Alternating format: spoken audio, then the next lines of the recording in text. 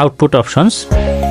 তো আগের প্রোগ্রামে দেখছি যে ইনপুট নিয়ে বিভিন্ন ক্যালকুলেশন করে তারপর এটার আউটপুট শো হয়েছে।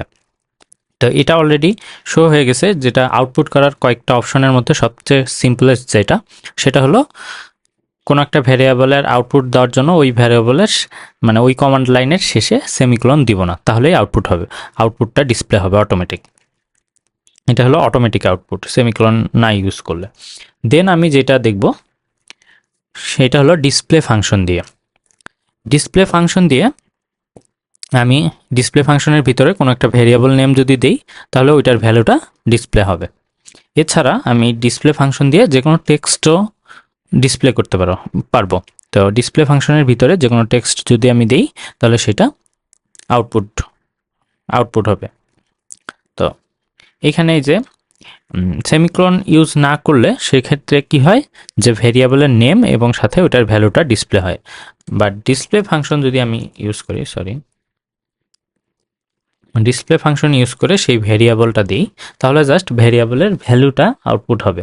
এছাড়াও আমি যেটা করতে পারি, ডিসপ্লে ফাংশন দিয়ে এনি টেক্সট ক্যান ডিসপ্লে, যে কোনো টেক্সট আমি এভাবে ডিসপ্লে করতে পারি। তো এখন এই ডিসপ্লে আর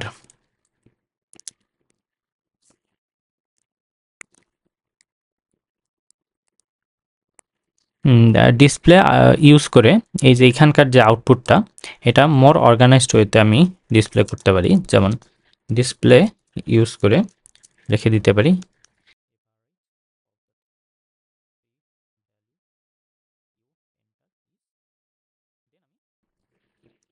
ডিসপ্লে করতে পারি এভারেজটা।